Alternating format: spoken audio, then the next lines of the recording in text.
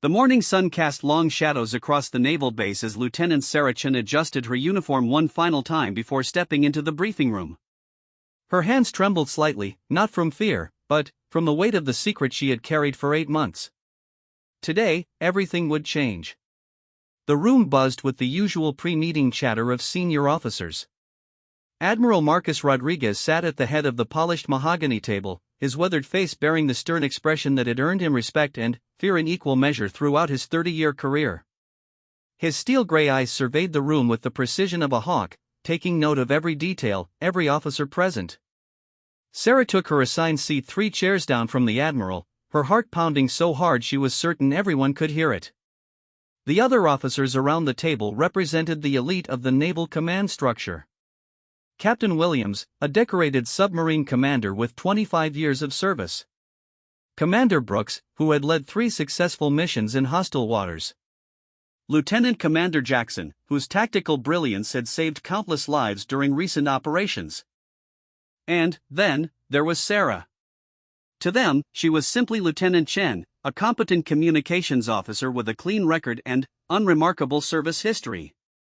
They had no idea that behind her quiet demeanor and standard-issue uniform lay a truth that would shatter their preconceptions and challenge everything they thought they knew about the woman sitting among them.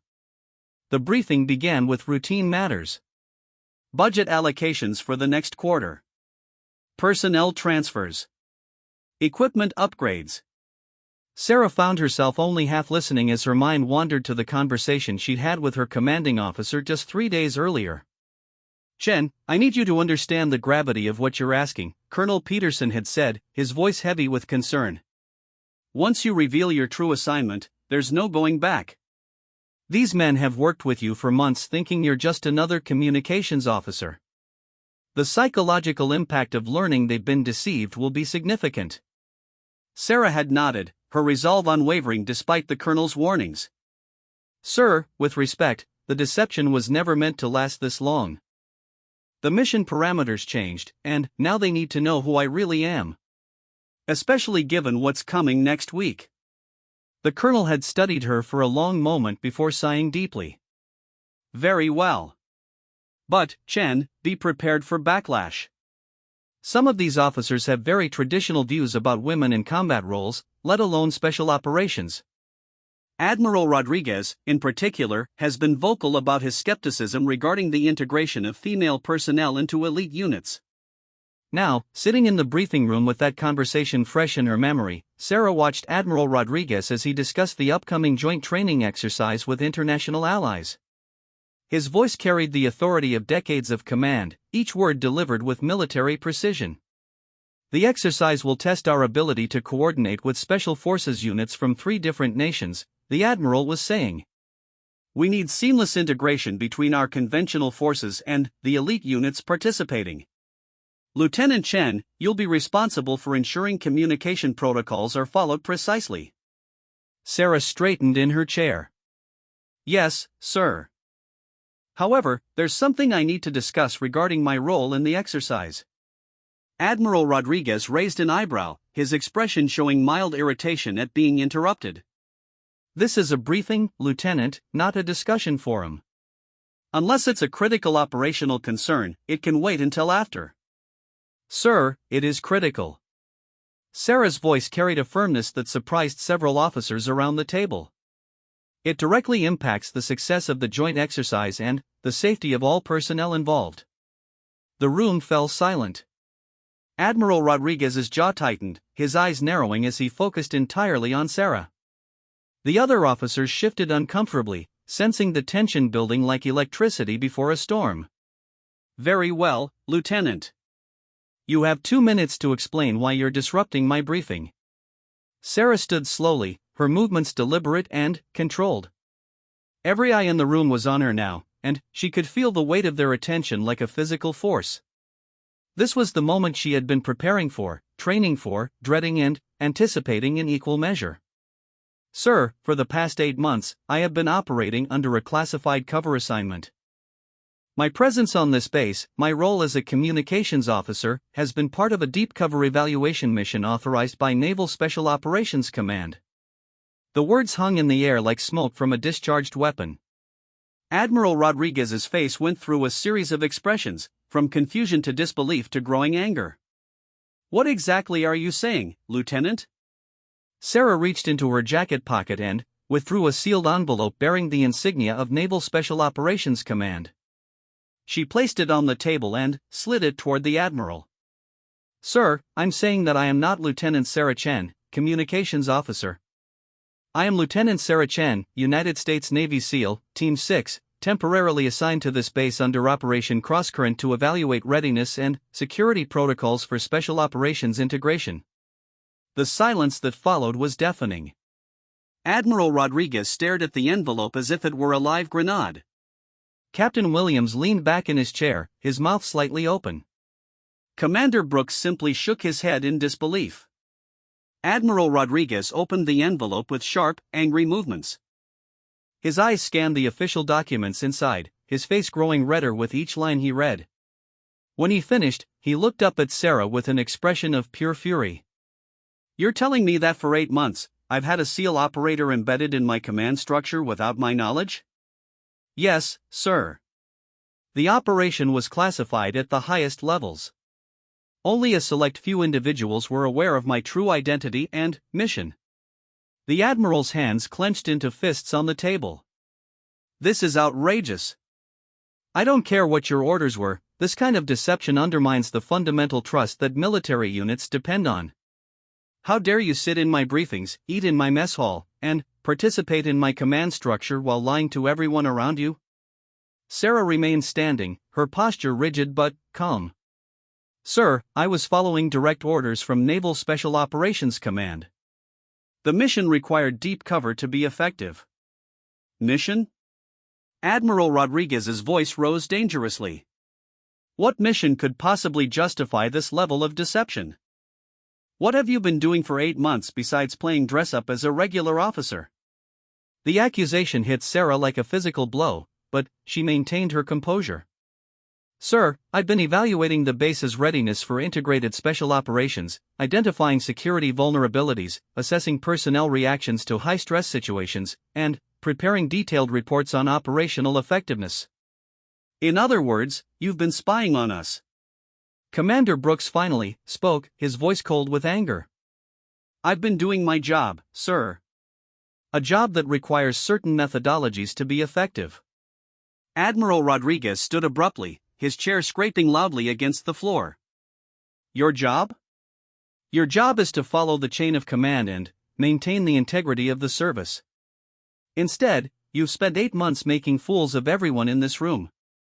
The other officers began to murmur among themselves, their voices a mixture of anger, confusion, and betrayal. Sarah could hear fragments of their conversations, words like unbelievable, deception, and trust. Furthermore, the Admiral continued, his voice now at full volume, I find it highly suspect that they would send a woman to evaluate elite special operations readiness. The SEALs have only recently begun accepting female candidates, and the program is still experimental at best. The comment struck Sarah like lightning. The implication was clear, and it was one she had encountered many times throughout her career. The suggestion that her gender somehow made her less qualified, less capable, less worthy of the insignia she wore. Sir, with respect, my gender has nothing to do with my qualifications or my effectiveness as a SEAL operator. Admiral Rodriguez laughed, but there was no humor in it. Qualifications? You've been playing secretary for 8 months. Real SEALs are out there conducting actual operations, not sitting in air-conditioned briefing rooms taking notes. The insult hung in the air like poison gas. Every person in the room felt the weight of it, the deliberate cruelty designed to humiliate and diminish. Sarah felt her carefully maintained composure begin to crack, not from hurt, but from righteous anger. Admiral, I need to remind you that regardless of your personal feelings about women in special operations, I am a fully qualified Navy SEAL with an exemplary service record. Service record? The Admiral's voice dripped with sarcasm. How many actual combat missions have you completed, Lieutenant? How many high-value targets have you eliminated? How many times have you had to carry a wounded teammate out of hostile territory? The questions came rapid fire, each one designed to belittle and provoke. Sarah felt the familiar burn of anger rising in her chest, the same feeling she had experienced during the grueling months of SEAL training when instructors had pushed her harder than any male candidate, questioning her presence, her strength, her right to be there. My service record is classified, sir, but I can assure you that I have completed every mission I've been assigned. Classified.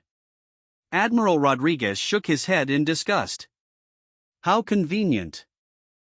You waltz in here with your secret mission and your classified record, expecting us to just accept that you're some kind of elite warrior because you say so. Captain Williams cleared his throat nervously.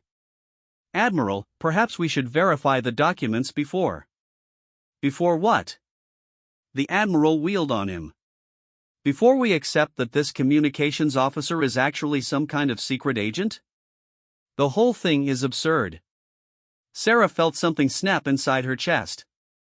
8 months of maintaining her cover, 8 months of biting her tongue when officers made casual comments about women's roles in the military, 8 months of pretending to be less than she was, culminated in this moment.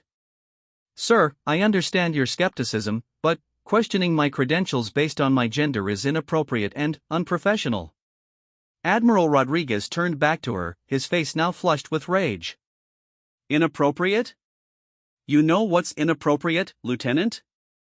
Lying to your commanding officers for 8 months. You know what's unprofessional?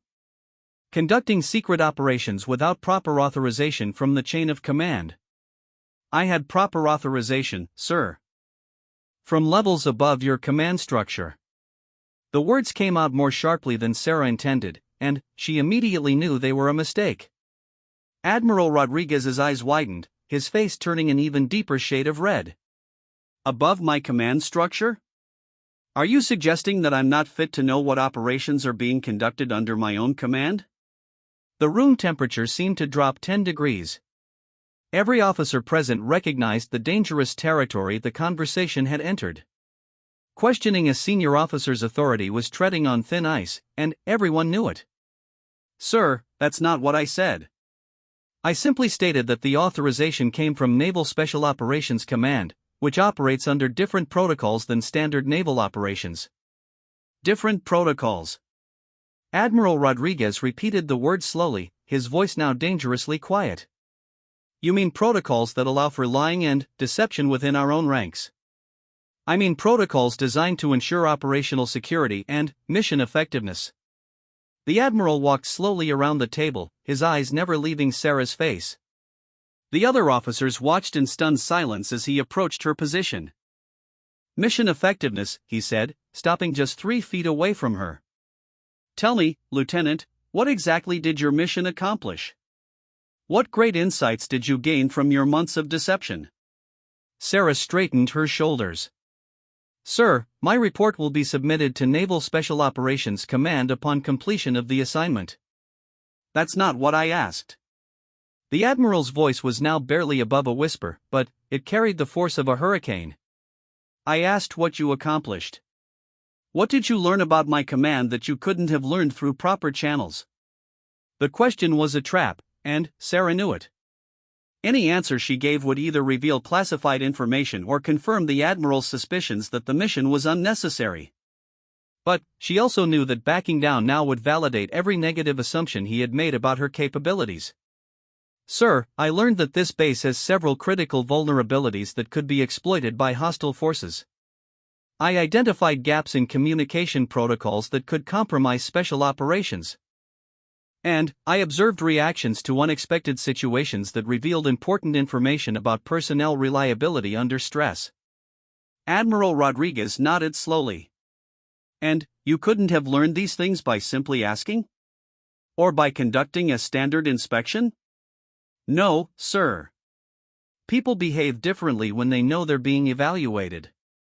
The only way to get accurate data was through unobtrusive observation. Unobtrusive observation. The Admiral's voice was now heavy with contempt. Is that what we're calling espionage now? The accusation hit its mark. Sarah felt her jaw clench, but she forced herself to remain calm.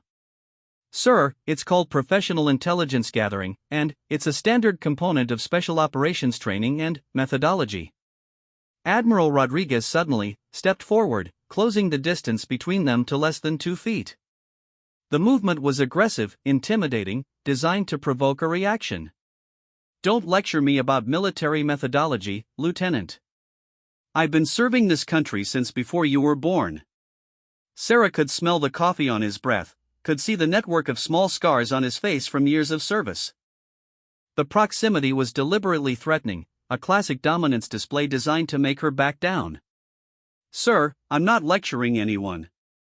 I'm simply explaining the nature of my assignment." "Your assignment?" Admiral Rodriguez's voice was now full of mockery. "Your assignment was to spy on fellow officers and, then, reveal your deception in the most disruptive way possible. My assignment was to gather intelligence and, then, integrate with special operations units for the joint exercise. The timing of my revelation was determined by mission requirements." The Admiral suddenly reached out and poked Sarah hard in the shoulder with his index finger. "Mission requirements? Or did you just enjoy making fools of everyone around you?" The physical contact crossed a line that every officer in the room recognized. Sarah felt a surge of adrenaline course through her system, her body automatically shifting into a defensive stance. "Sir, I need to ask you to step back and maintain appropriate physical boundaries." Admiral Rodriguez laughed, the sound harsh and ugly. "Physical boundaries? You're worried about physical boundaries? What about the boundaries you crossed by lying to everyone for 8 months?" He poked her shoulder again, harder this time. "What about the trust you violated? What about the respect you showed for your fellow officers?" Sarah's training kicked in automatically. She could feel her body preparing for combat, muscles tensing, senses heightening. But she also knew that any physical response would be exactly what the Admiral wanted, proof that she was unsuitable for her position. "Sir, I'm asking you again to step back." Instead of stepping back, Admiral Rodriguez moved even closer. "Or what, Lieutenant? What are you going to do? Are you going to show me some of those special SEAL techniques you supposedly learned?" The mockery in his voice was unmistakable. Every word was designed to humiliate, to provoke, to force her into a reaction that would discredit everything she represented. "I'm going to continue to conduct myself in a professional manner appropriate to my rank and position." Admiral Rodriguez suddenly grabbed her by the front of her uniform jacket, his face now inches from hers. "Professional manner? There's nothing professional about what you've done here." The grab was the final straw. Every instinct Sarah had developed through years of training screamed at her to react, to defend herself, to show this man exactly what she was capable of. But she also knew that any response would be twisted into proof of everything he believed about women in special operations. The room held its breath as the two officers faced each other, the tension so thick it seemed to have physical weight. Every person present knew they were witnessing a moment that would have consequences far beyond this briefing room. "Admiral," Captain Williams said quietly, "perhaps we should." "Stay out of this, Captain," Admiral Rodriguez snapped, never taking his eyes off Sarah. "This is between me and our secret agent here." Sarah looked directly into the Admiral's eyes, seeing the anger, the resentment, the deep-seated belief that she didn't belong in his military. She had seen that look before, in training, in previous assignments, in the faces of men who believed that allowing women into elite units somehow diminished their own service. "Sir," she said quietly, "I understand that my mission has created difficulties. But I am a United States Navy SEAL, and I deserve the same respect that you would show any other operator." Admiral Rodriguez's grip on her jacket tightened. "Respect? You want respect? Respect is earned through honest service, not through deception and lies. I've earned my place through the same training, the same qualifications, and the same standards as every other SEAL." "The same standards?" Admiral Rodriguez's voice rose again. "When they lowered the physical requirements to accommodate women like you?" The accusation was false, and everyone in the room knew it. The physical standards for SEAL training had not been lowered, a fact that was well documented and publicly known. But the lie served its purpose, casting doubt on Sarah's achievements and qualifications. "Sir, that's factually incorrect. The physical standards for SEAL training remain unchanged." Don't tell me what's correct, Lieutenant. I've been watching this social experiment from the beginning, and I've seen how politics has influenced military standards. Sarah felt her control beginning to slip. The combination of physical intimidation, false accusations, and deliberate humiliation was exactly the kind of psychological warfare she had been trained to resist. But resisting it and ignoring it were two different things. Admiral, your statements are not supported by facts, and your behavior is inappropriate for an officer of your rank. The words came out with more force than she intended, and she immediately saw the dangerous glint in Admiral Rodriguez's eyes. Inappropriate? He released her jacket only to poke her hard in the chest. You want to talk about inappropriate behavior? Sarah's body reacted before her mind could stop it. Years of training, months of suppressed frustration, and the immediate threat of continued physical assault combined in a perfect storm of reaction. Her hand came up in a smooth, practiced motion, deflecting his finger and simultaneously striking his wrist hard enough to cause him to step back. The movement was pure instinct, executed with the precision and speed that had been drilled into her through countless hours of combat training. Admiral Rodriguez staggered backward, more from surprise than from the force of the strike. His eyes widened as he realized what had just happened, and the shock on his face quickly transformed into rage. Did you just strike a superior officer? The question hung in the air like an accusation of treason. Every person in the room understood the gravity of what had just occurred. Striking a superior officer was a court-martial offense, regardless of the circumstances. Sarah stood perfectly still, her hands still raised in a defensive position. Sir, I defended myself against unwanted physical contact. You attacked me. I used minimal force to prevent continued physical assault. The two versions of events were fundamentally incompatible, and everyone present knew that the truth would ultimately matter less than perception and politics. Admiral Rodriguez looked around the room at the other officers, his face a mask of righteous indignation. You all saw it. This woman just assaulted a superior officer. Captain Williams shifted uncomfortably in his seat. Admiral, it looked like. It looked like what, Captain? The question was loaded with threat.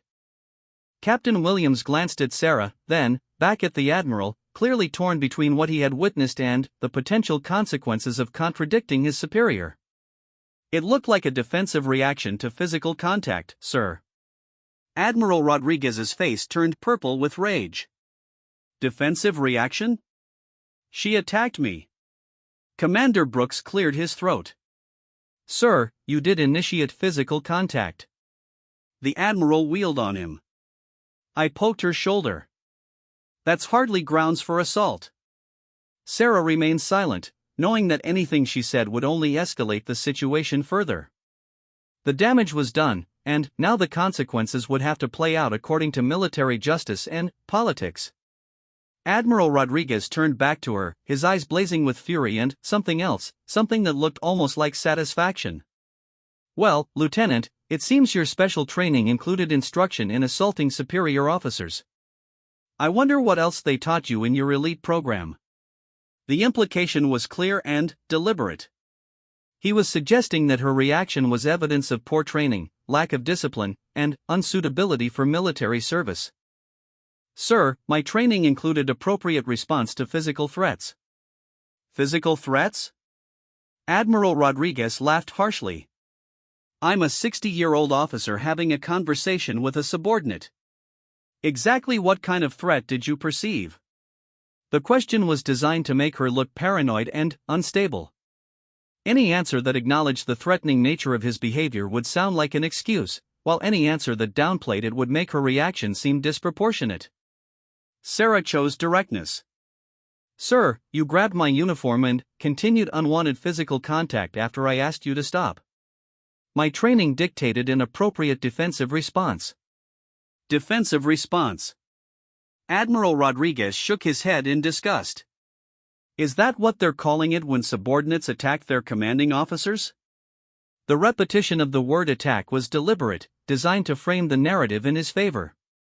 Sarah realized that the Admiral had likely been building toward this moment from the beginning, looking for an excuse to discredit her and, by extension, the entire concept of women in special operations. Sir, I used minimal force to defend myself. If I had intended to attack you, the result would have been significantly different. The words came out before she could stop them, and she immediately knew they were a mistake. The implied threat, however, truthful, would be seen as insubordination at best and intimidation at worst. Admiral Rodriguez's eyes lit up with triumph. Is that a threat, Lieutenant? No, sir. It's a statement of fact regarding the difference between defensive action and offensive action. It sounds like a threat to me. The Admiral looked around the room again. Did anyone else hear that threat? The silence that followed was telling. None of the officers wanted to get involved in what was clearly becoming a career-ending situation for someone in the room. Admiral Rodriguez smiled coldly. Lieutenant Chen, you are hereby relieved of duty pending investigation for assault on a superior officer and making threats against a commanding officer. The words fell like hammer blows. Sarah felt the weight of her career, her mission, and her future pressing down on her like a physical force. Sir, I request that you contact Naval Special Operations Command before taking any disciplinary action. You're in no position to make requests, Lieutenant. Security. The door to the briefing room opened immediately, as if the security personnel had been waiting outside for this exact moment. 2 armed guards entered the room, their faces professional but sympathetic. Escort Lieutenant Chen to holding pending formal charges. Sarah looked around the room one final time, seeing the mixture of shock, sympathy, and relief on the faces of her fellow officers. They were relieved that it was her career ending instead of theirs, relieved that they hadn't been forced to choose sides in what had become an impossible situation. As the guards approached her, Sarah straightened her shoulders and lifted her chin. Whatever happened next, she would face it with the same courage and dignity that had carried her through SEAL training and every challenge since. Admiral, she said quietly, I served my country with honor, and I followed my orders to the best of my ability. History will judge whether that was enough. Admiral Rodriguez's face twisted with anger. History will judge that you were a failed experiment in political correctness that never should have been attempted. Sarah said nothing more as the guards escorted her from the room. But, as she walked through the door, she could hear Admiral Rodriguez's voice behind her, already beginning to craft the narrative that would destroy her career and set back women's progress in special operations by years. The last thing she heard before the door closed was his voice saying, Gentlemen, this is exactly why women don't belong in elite military units. They lack the emotional control and discipline required for high-stress situations. The words followed her down the corridor like poison, but Sarah kept her head high and her steps steady. She had fought too hard and come too far to let one man's prejudice break her now. But, as she walked toward an uncertain future, she couldn't help but wonder if the price of standing up for herself had been too high to pay. The holding cell was smaller than Sarah had expected, barely 8 feet by 10 feet with concrete walls painted an institutional green that had probably been considered cheerful when it was first applied decades ago. A single metal bench ran along one wall, and a tiny window near the ceiling provided the only natural light. The silence was broken only by the distant sounds of base activity and the occasional footsteps of guards walking past her door. Sarah sat on the bench with her back straight, her hands resting calmly on her knees. Years of training had taught her to conserve energy during uncertain situations, and she forced herself to remain calm despite the storm of emotions churning inside her chest. Anger, frustration, and disappointment battled for dominance, but underneath them all was a cold, clear sense of purpose that surprised her with its intensity.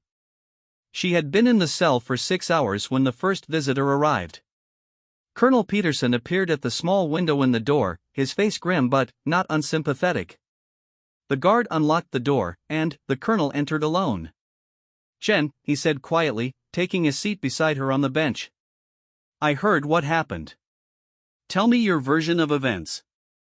Sarah had spent the past 6 hours mentally rehearsing this conversation, knowing that her career and, possibly her freedom depended on how she presented the facts.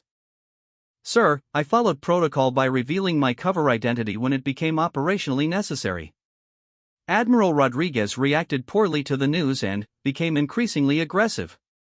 When he initiated unwanted physical contact, I used minimal defensive force to protect myself. Colonel Peterson nodded slowly. The Admiral is claiming that you assaulted him without provocation and made threatening statements about your capabilities. Sir, I defended myself against physical assault. As for threatening statements, I merely pointed out that if I had intended to attack him, the outcome would have been different. That's not a threat, it's a factual observation about the difference between defensive and offensive action. The Colonel rubbed his temples. Chen, you know as well as I do that facts matter less than perception in situations like this. Admiral Rodriguez has already filed formal charges, and he's contacted his superiors to express his concerns about women in special operations. Sarah felt her stomach drop. Sir, what kind of concerns? He's arguing that this incident proves that women lack the emotional control necessary for high-stress situations.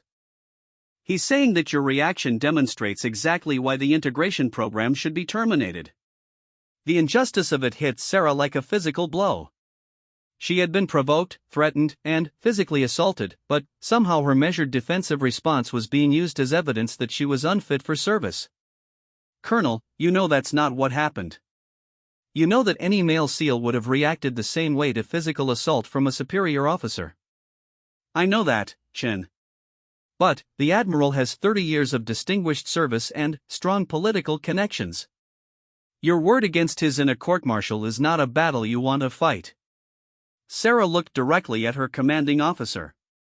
Sir, are you suggesting that I should accept false charges rather than defend myself? Colonel Peterson was quiet for a long moment.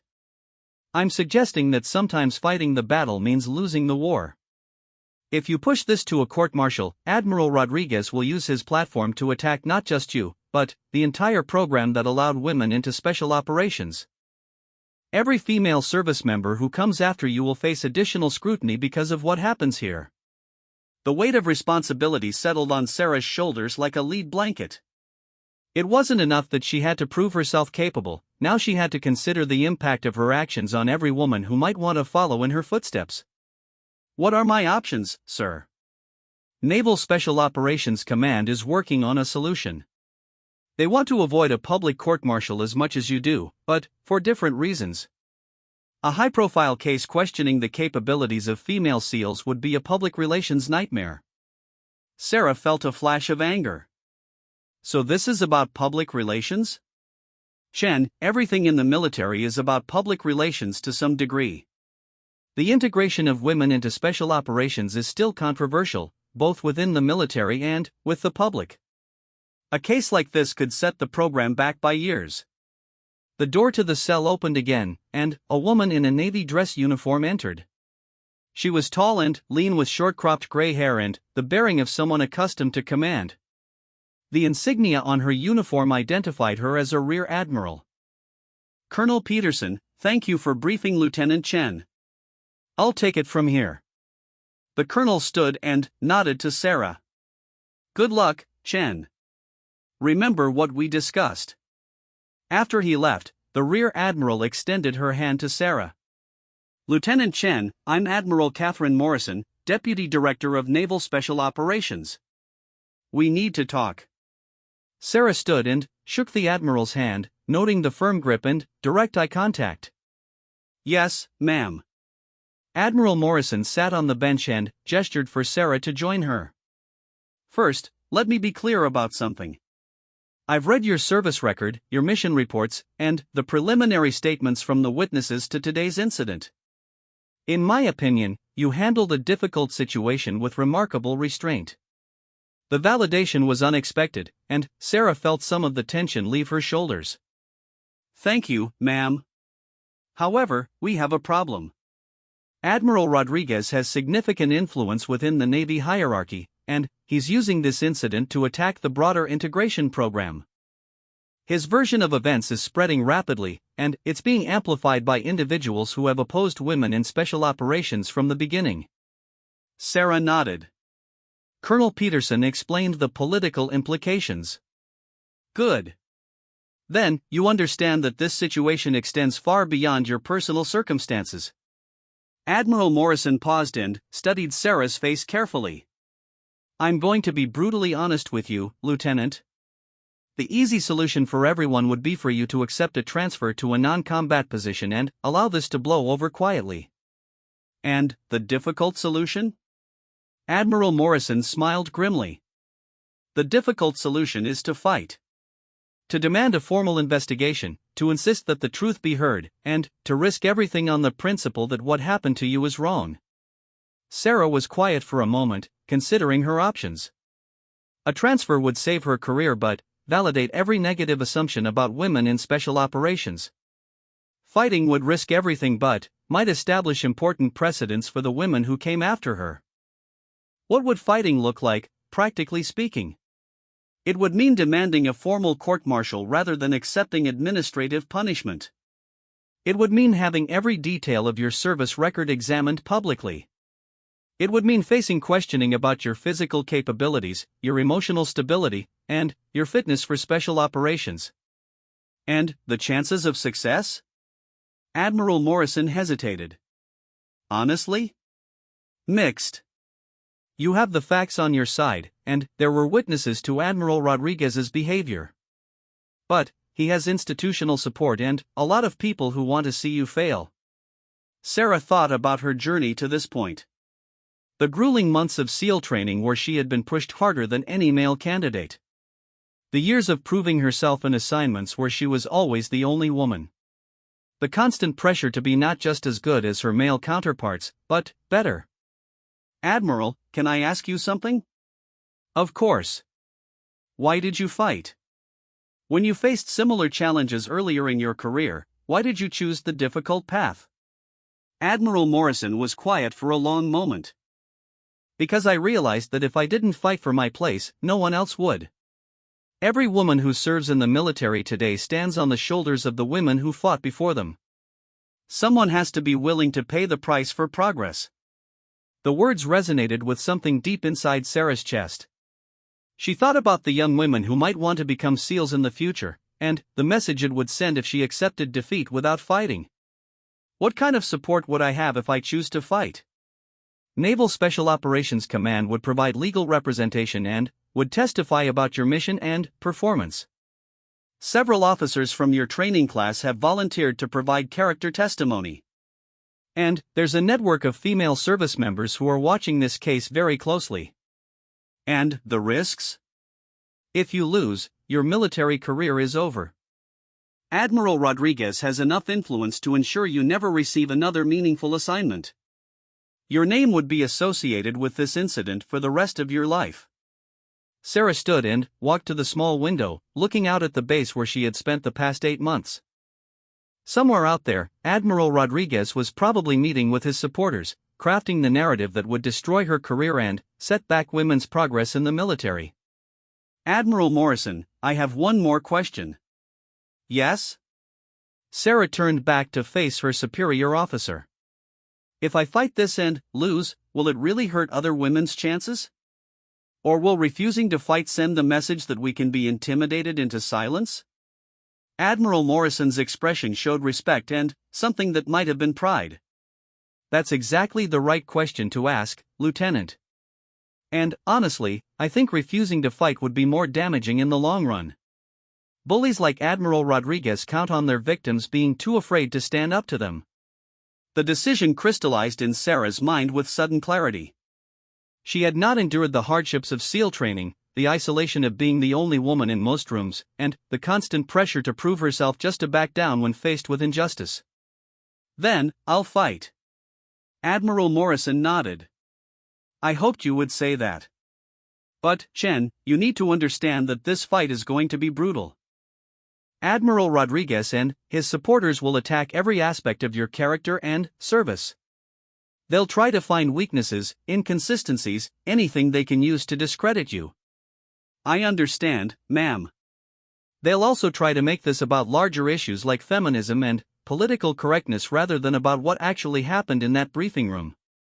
You need to be prepared for questions that have nothing to do with the incident itself. Sarah nodded.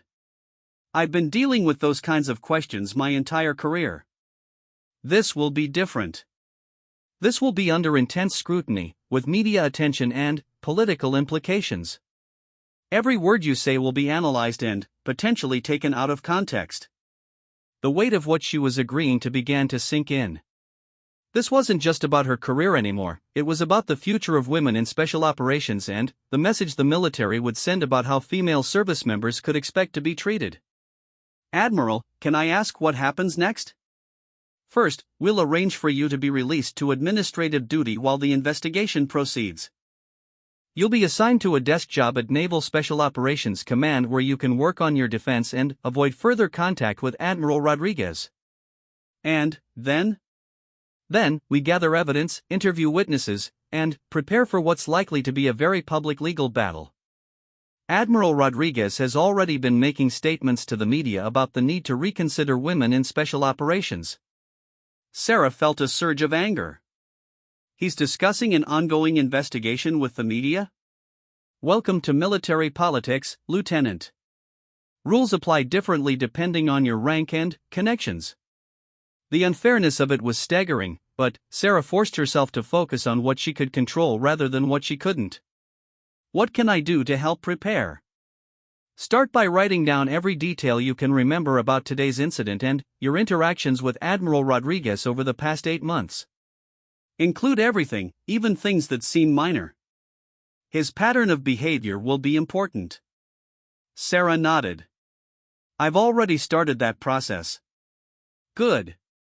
Also, think about any documentation that might support your version of events. Emails, text messages, official reports, anything that shows your professional competence and the quality of your work.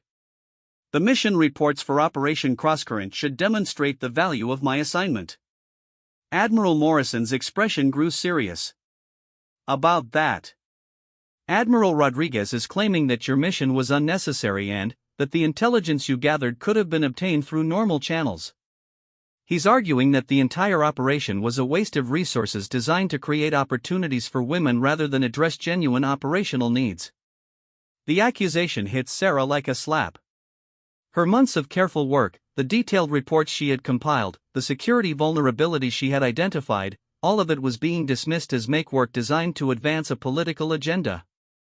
"Admiral, that's completely false. The intelligence I gathered has already led to significant security improvements on the base." "I know that, and the record will show that. But Admiral Rodriguez has a platform and he's using it effectively. By the time this reaches a court-martial, public opinion may be significantly shaped by his narrative." Sarah sat back down on the bench, feeling suddenly exhausted. The fight she was about to undertake seemed more daunting with each new piece of information. "Admiral, can I ask you something personal?" "Certainly. Do you ever regret fighting? Do you ever wish you had just accepted the easier path and avoided the conflict?"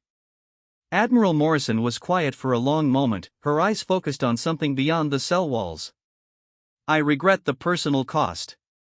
I regret the relationships that were damaged and the opportunities that were lost because I was seen as a troublemaker. But I don't regret fighting for what was right." "And you think this fight is worth it?" "Lieutenant, what Admiral Rodriguez did to you today was wrong. Not just inappropriate, but fundamentally wrong. If we don't challenge that behavior, we're giving permission for it to continue. Not just against you, but against every woman who comes after you." The door to the cell opened again, and a young officer entered carrying a folder. "Admiral Morrison, the paperwork for Lieutenant Chen's release has been processed." Admiral Morrison stood. "Excellent. Chen, you'll be escorted to Naval Special Operations Command where you'll meet with our legal team. They'll begin preparing your defense immediately." Sarah stood as well, smoothing her uniform and checking her appearance. Despite everything that had happened, she wanted to maintain the professional standards that had carried her this far. "Admiral, one last question. What's your assessment of our chances?" Admiral Morrison paused at the door. "Honestly? I think we're going to win. Admiral Rodriguez made a critical mistake today. He let his prejudices override his judgment, and he did it in front of witnesses. Men like him have been getting away with this kind of behavior for too long because their victims were afraid to fight back. And if we lose? If we lose, we'll have sent a message that this behavior is unacceptable, and we'll have created a record that future cases can build on. Sometimes losing the battle is necessary to win the war. As they left the cell together, Sarah felt a mixture of fear and anticipation. The fight ahead would be difficult, possibly career-ending, and certainly life-changing. But, for the first time since the confrontation in the briefing room, she felt like she had some control over her destiny. The base looked different as they walked across the courtyard. Officers and enlisted personnel watched her pass with expressions ranging from curiosity to sympathy to hostility. Word of the incident had clearly spread, and she could see people forming opinions based on incomplete information and existing biases. "Don't let their stares bother you," Admiral Morrison said quietly. "Focus on the people who matter and the facts of the case." "Yes, ma'am." As they approached the vehicle that would take her to Naval Special Operations Command, Sarah caught sight of Admiral Rodriguez in the distance. He was surrounded by a small group of officers, gesturing emphatically as he spoke. Even from a distance, she could see the animated way he was telling his version of the story. "He's already working on his defense," Admiral Morrison observed. "Good," Sarah replied. "That gives us something to work against." Admiral Morrison looked at her with surprise. "You're not intimidated?" Sarah thought about the question for a moment. "Admiral, I've been intimidated every day of my military career. I've been the only woman in rooms full of men who didn't think I belonged there. I've had to prove myself over and over again in ways that male officers never have to. Today was just more of the same, except this time I fought back." "And how does that feel?" "Terrifying," Sarah admitted. "But also liberating. I'm tired of pretending that discrimination doesn't exist just to make other people comfortable." As they got into the vehicle, Admiral Morrison's phone buzzed with an incoming call. She glanced at the screen and frowned. "It's the Pentagon. This is moving up the chain faster than I expected." Sarah's stomach clenched. Is that good or bad? With Admiral Rodriguez's connections, probably bad. But it also means this case will have visibility at the highest levels. That could work in our favor if we present our case effectively. The drive to Naval Special Operations Command took 20 minutes, during which Admiral Morrison fielded 3 more phone calls from increasingly senior officials. Sarah could only hear one side of the conversations, but it was clear that the incident was generating significant interest and concern throughout the Navy hierarchy. When they arrived at the Special Operations Command building, Sarah was struck by the difference in atmosphere. Unlike the traditional naval base they had just left, this facility hummed with the energy of elite units and cutting-edge operations. The personnel they passed in the hallways had the bearing of individuals accustomed to handling difficult and dangerous situations. "This feels more like home," Sarah said quietly. "It should. These are your people, Chen. They understand what you've accomplished and what you represent."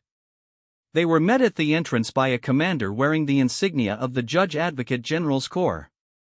He was a tall, thin man with prematurely gray hair and the intense expression of someone who lived and breathed military law. "Lieutenant Chen, I'm Commander David Walsh, your legal representative. We have a lot of work to do and not much time to do it." Sarah shook his hand. "Commander, what's the timeline?" "Admiral Rodriguez is pushing for an expedited process. He wants this resolved quickly, probably hoping to limit media attention and prevent you from building a strong defense." "Can he do that?" "He can try, but we have rights too. A case this serious requires adequate time for investigation and preparation." Admiral Morrison checked her watch. "I have to brief the Chief of Naval Operations in an hour. Commander Walsh will get you oriented and begin preparing your defense. Chen, remember what we discussed. This fight is bigger than just you." After Admiral Morrison left, Commander Walsh led Sarah to a conference room filled with stacks of documents, legal books, and multiple laptops. "Welcome to your new office," he said. "For the next several weeks, this is where you'll be working to save your career and advance the cause of women in the military." Sarah looked around the room, taking in the magnitude of the task ahead. Commander, I have to ask. Do you think we can win? Commander Walsh smiled grimly. Lieutenant, I've been practicing military law for 15 years. I've seen good people destroyed by bad politics, and I've seen justice prevail against lone odds. What I can tell you is that Admiral Rodriguez made several critical mistakes today, and we're going to make sure everyone knows about them. What kind of mistakes? He initiated physical contact with a subordinate, he continued that contact after being asked to stop, and he did it all in front of witnesses. No matter how much institutional support he has, those facts are going to be very difficult to explain away. For the first time since the incident, Sarah felt a glimmer of hope. So we have a chance? We have more than a chance, Lieutenant. We have the truth on our side, and sometimes that's enough to overcome politics and prejudice. As Commander Walsh began laying out the legal strategy, Sarah felt her resolve strengthen. The fight ahead would be brutal, but she was no longer facing it alone. She had allies, she had the facts, and she had the knowledge that she was fighting not just for herself, but for every woman who would wear the uniform after her. Outside the window, the sun was setting over the naval base, casting long shadows across the buildings where her future was being decided. Tomorrow would bring new challenges, but tonight she would rest knowing that she had chosen to fight rather than surrender. The battle for her career and her reputation was just beginning, but Sarah Chen was ready for war. The courtroom at Naval Station Norfolk was smaller than Sarah had expected, with dark wood paneling and fluorescent lighting that gave everything a harsh, clinical appearance. Rows of chairs for observers stretched behind the defendant and prosecutor tables, and Sarah could see they were already filling with media representatives, military personnel, and advocacy groups from both sides of the gender integration debate. 3 weeks had passed since the incident in Admiral Rodriguez's briefing room, 3 weeks of intense preparation, media coverage, and political maneuvering. Sarah had spent those weeks working 18-hour days with Commander Walsh and his team, reviewing every detail of her service record, analyzing witness statements, and preparing for what everyone expected to be a contentious and closely watched trial. The prosecution had charged her with assault on a superior officer and conduct unbecoming an officer. If convicted, she faced dismissal from the service and possible imprisonment. Admiral Rodriguez, meanwhile, had become something of a celebrity in conservative military circles, giving interviews about the dangers of social engineering in the armed forces and the need to maintain traditional standards. Sarah sat at the defendant's table wearing her dress blue uniform, her ribbons and insignia pristine and properly aligned. She had debated whether to wear her seal trident, knowing it would be controversial, but Commander Walsh had convinced her that hiding her achievements would send the wrong message. Remember, he whispered as the court prepared to convene, stay calm no matter what they say. They're going to try to provoke you into an emotional response that supports their narrative about women being unfit for special operations. Sarah nodded, her hands folded calmly in her lap. Across the aisle, Admiral Rodriguez sat with his legal team, looking confident and relaxed. He had shed his usual stern military bearing for something approaching grandfatherly charm, clearly playing to the panel of officers who would decide her fate. The panel consisted of 5 officers, 4 men and 1 woman, all holding ranks between commander and rear admiral. Sarah had studied their backgrounds extensively during jury selection. 3 of them had served in traditional naval roles with limited exposure to special operations. 1 was a submariner with a reputation for strict adherence to regulations. The female officer, Captain Jennifer Morrison, was a surface warfare specialist with a distinguished record but no public position on gender integration. The military judge, Colonel Robert Hayes, took his seat at the bench. He was a thin, precise man in his late 50s with a reputation for fairness but also for strict interpretation of military law. This court-martial is now in session, Colonel Hayes announced. We are here to address charges against Lieutenant Sarah Chen for assault on a superior officer and conduct unbecoming an officer. Major Richardson, you may present the government's opening statement. Major Richardson, the prosecutor, was a career military lawyer with a record of successful prosecutions. He was tall and imposing, with a deep voice that commanded attention. Members of the panel, he began, standing in front of the jury box, this case is about discipline, respect for authority, and the fundamental principles that make military service possible. The defendant, Lieutenant Sarah Chen, violated those principles when she physically attacked her commanding officer during what should have been a routine briefing. Sarah felt Commander Walsh's hand briefly touch her arm, a reminder to remain calm. The evidence will show, Major Richardson continued, that Lieutenant Chen deceived her fellow officers for 8 months, lying about her identity and mission. When confronted about this deception by Admiral Rodriguez, she became hostile and aggressive. When the Admiral attempted to maintain order and discipline, she responded with violence. The prosecutor paused, letting his words sink in. Members of the panel, military discipline is not optional. It is not subject to personal interpretation or emotional reactions. When a subordinate attacks a superior officer, it strikes at the very foundation of military order.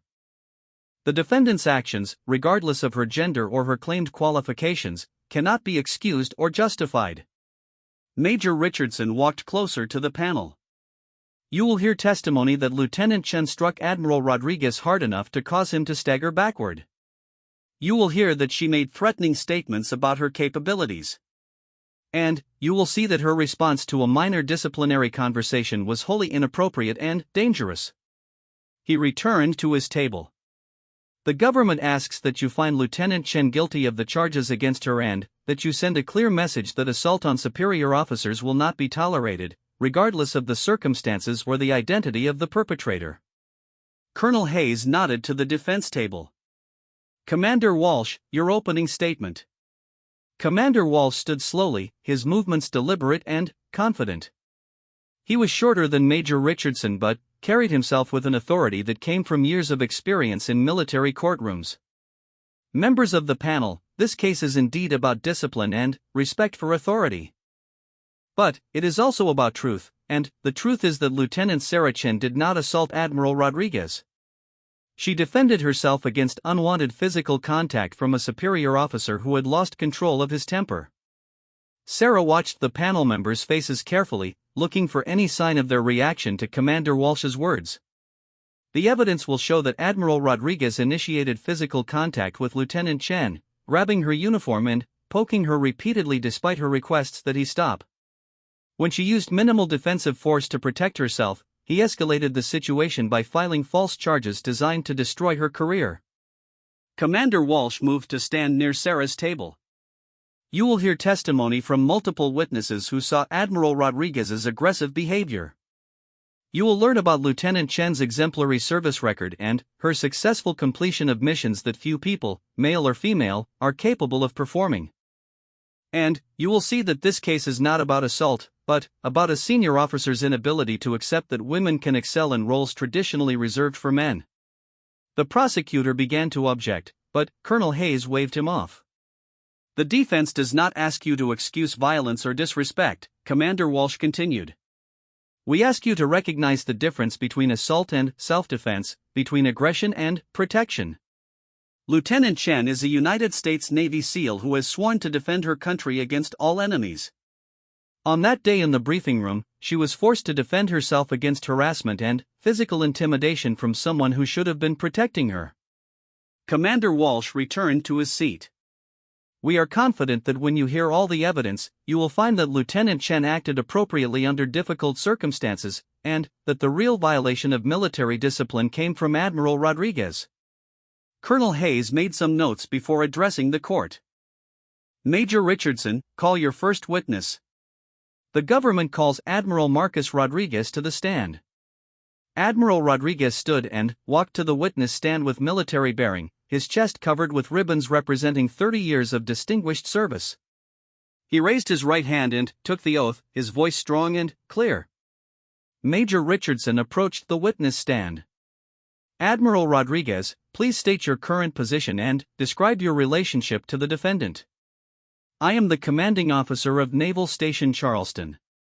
Lieutenant Chen was assigned to my base as a communications officer under what I now know was a false identity. Can you describe the events of the morning in question? Admiral Rodriguez settled back in his chair, his expression serious but calm. I was conducting a routine briefing with my senior staff when Lieutenant Chen interrupted to make what she claimed was a critical announcement. She then revealed that she had been operating under false pretenses for 8 months, spying on my command under the guise of a classified mission. How did you react to this revelation? I was shocked and angry. The idea that someone had been embedded in my command structure without my knowledge was deeply disturbing. I questioned her about the necessity and authorization of this deception. Sarah listened carefully to Admiral Rodriguez's testimony, noting how he carefully edited the facts to support his narrative while technically remaining truthful. What happened next? Major Richardson asked. Lieutenant Chen became increasingly hostile and defensive. When I attempted to maintain order in my briefing room, she became physically aggressive. Can you describe the physical altercation? Admiral Rodriguez paused, as if gathering himself to recount a traumatic experience. I was attempting to restore discipline and order when Lieutenant Chen suddenly struck me with enough force to cause me to stagger backward. I was shocked that a subordinate would attack a superior officer. Did she make any threatening statements? Yes. She made comments about her training and capabilities that were clearly intended to intimidate me. Commander Walsh leaned forward, making notes as Admiral Rodriguez testified. Major Richardson nodded sympathetically. Admiral, in your 30 years of military service, have you ever experienced anything like this before? No. I have never had a subordinate physically attack me. The complete breakdown of military discipline was unlike anything I've experienced. In your opinion, was Lieutenant Chen's response appropriate given the situation? Absolutely not. Regardless of any confusion or stress she might have felt, physical violence against a superior officer is never acceptable. Major Richardson returned to his table. No further questions. Colonel Hayes nodded to the defense. Commander Walsh, your cross-examination. Commander Walsh stood and approached Admiral Rodriguez with a calm, professional demeanor that seemed almost casual. Admiral Rodriguez, you testified that Lieutenant Chen interrupted your briefing. Is it accurate to say that she requested permission to speak about a critical operational matter? Admiral Rodriguez shifted slightly in his seat. She interrupted the briefing, yes. But, she did request permission to speak about what she described as a critical operational matter, didn't she? I suppose she did ask to speak, but... Thank you, Admiral. And, when she explained that her information directly impacted the success of the joint exercise and the safety of personnel, you granted her permission to continue, correct? I told her she could speak briefly. Commander Walsh nodded. Now, Admiral, you've testified that you were shocked by Lieutenant Chen's revelation. Is it fair to say that your shock quickly turned to anger? I was concerned about the implications of her deception. I asked if you were angry, Admiral. Admiral Rodriguez's jaw tightened slightly. Yes, I was angry. Wouldn't you be? Admiral, when you're angry, do you sometimes have difficulty controlling your physical reactions? Major Richardson stood.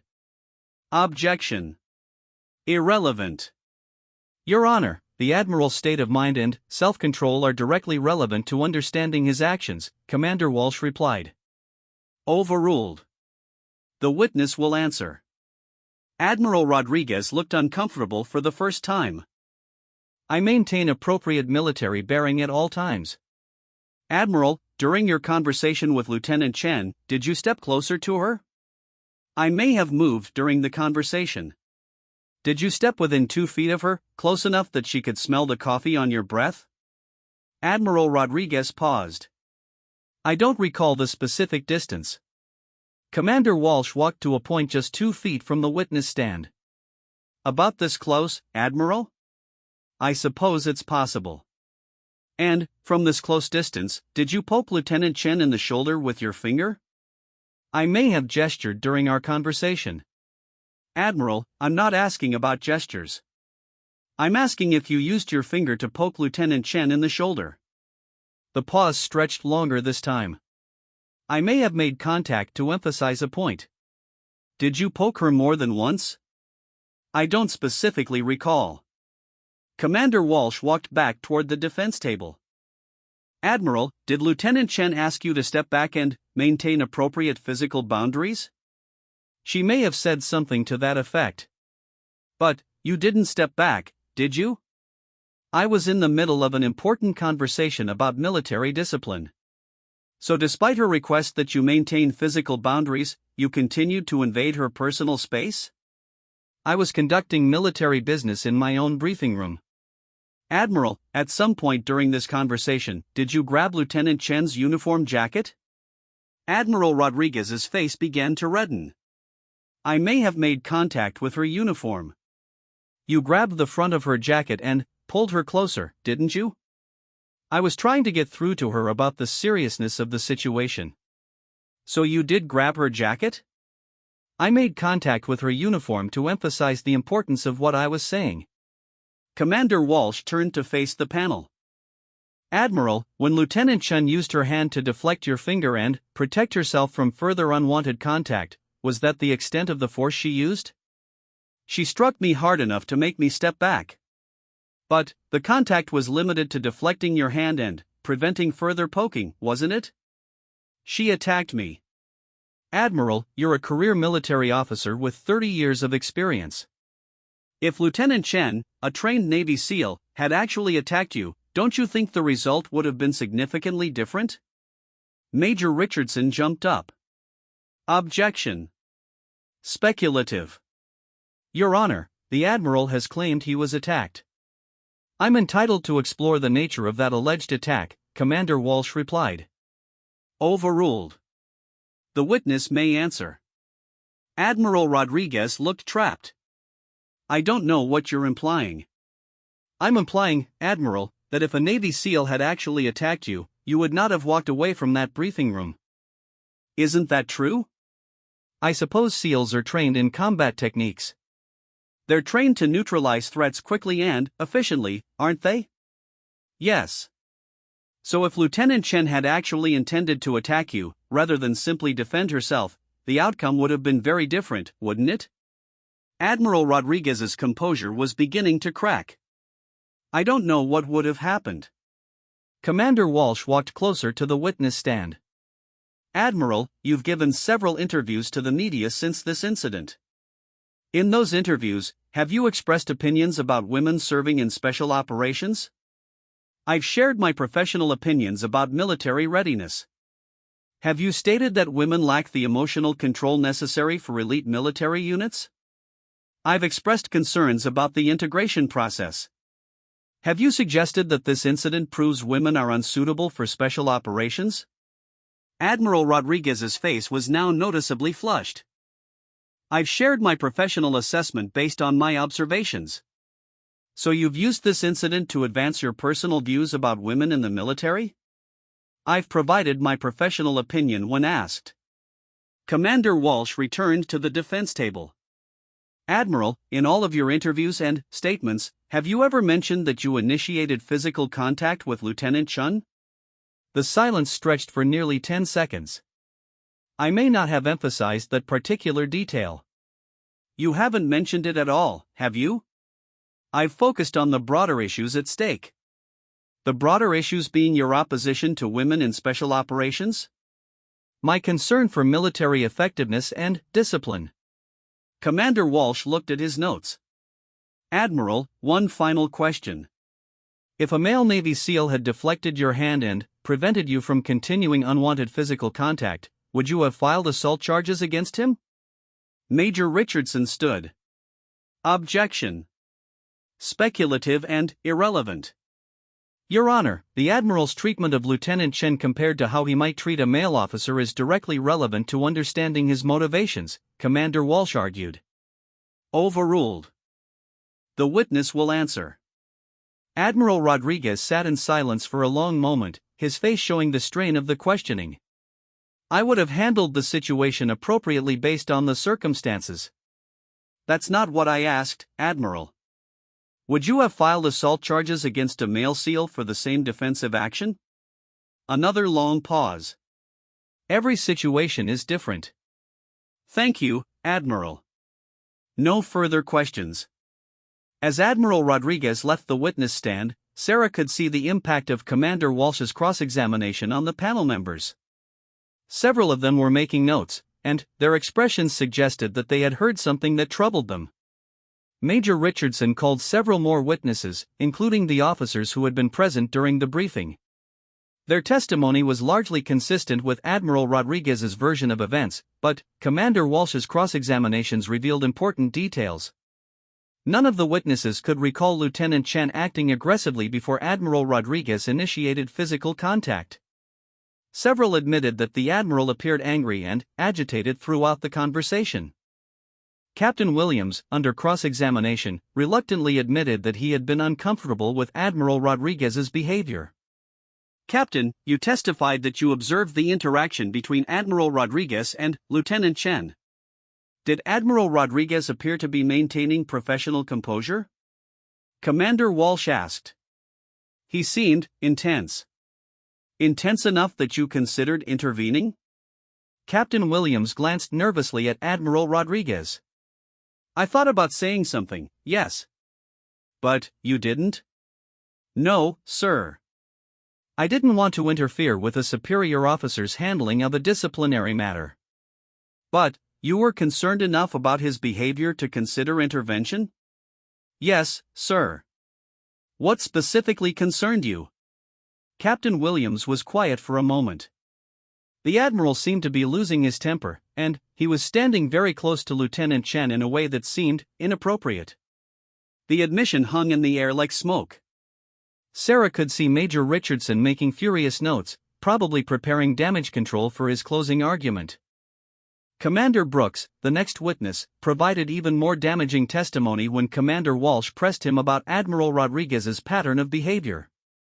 Commander, in your experience working with Admiral Rodriguez, have you observed him having difficulty controlling his temper when dealing with issues related to women in the military? Major Richardson objected, but Colonel Hayes allowed the question. The Admiral has expressed strong opinions about gender integration, Commander Brooks admitted. Has he made statements questioning women's suitability for military service? He's expressed concerns about physical standards and emotional stability. Has he made these statements in official settings? Yes, in staff meetings and briefings. Has he ever made comments specifically about Lieutenant Chen before this incident? Commander Brooks looked uncomfortable. He expressed skepticism about her assignment and questioned whether a female communications officer was the best choice for the position. The testimony continued for 2 more days, with witness after witness building a picture of Admiral Rodriguez as a man with strong opinions about women in the military and a pattern of behavior that suggested he had targeted Lieutenant Chen from the beginning. When it came time for the defense to present its case, Commander Walsh called Admiral Catherine Morrison to the stand. Her testimony about Sarah's mission and performance was devastating to the prosecution's narrative. Admiral Morrison, can you describe Lieutenant Chen's mission and the value of the intelligence she gathered? Operation Crosscurrent was a critical evaluation of base security and readiness. Lieutenant Chen's work identified 17 separate vulnerabilities that have since been addressed. Her mission was not only necessary but highly successful. In your professional opinion, could this intelligence have been gathered through conventional means? Absolutely not. The value of her work lay precisely in the fact that personnel were behaving naturally, without knowing they were being evaluated. Admiral Morrison went on to describe Sarah's exemplary service record, her successful completion of SEAL training, and her performance in classified operations that she couldn't discuss in detail but that had been crucial to national security. Under cross-examination, Major Richardson tried to question Admiral Morrison's objectivity and suggest that she was biased in favor of gender integration. But her credentials and reputation were unassailable, and her testimony carried significant weight with the panel. The most powerful moment came when Commander Walsh called Sarah herself to testify. She took the stand wearing her dress blues, her SEAL trident gleaming under the courtroom lights. "Lieutenant Chen, please tell the court what happened on the morning in question." Sarah's voice was clear and steady as she recounted the events, providing details that hadn't come out in previous testimony. She described Admiral Rodriguez's aggressive body language, his increasingly hostile questions, and his deliberate invasion of her personal space. When Admiral Rodriguez grabbed your jacket, what went through your mind? Commander Walsh asked. I assessed the situation as a potential threat and responded with minimal force to protect myself while maintaining respect for his rank. Did you intend to harm Admiral Rodriguez? No, sir. I used exactly enough force to prevent continued unwanted physical contact. If I had intended to harm him, the result would have been very different. Lieutenant Chen, do you regret your actions that day? Sarah paused, considering her answer carefully. I regret that the situation escalated to physical contact. But I don't regret defending myself when faced with unwanted physical aggression. During cross-examination, Major Richardson attempted to portray Sarah as hostile and aggressive, but his questions only served to highlight her professionalism and restraint under pressure. Lieutenant Chen, don't you think you overreacted to what was essentially a minor physical gesture? Sir, in my training, unwanted physical contact from someone in a position of authority is not considered minor, especially when it continues after requests to stop.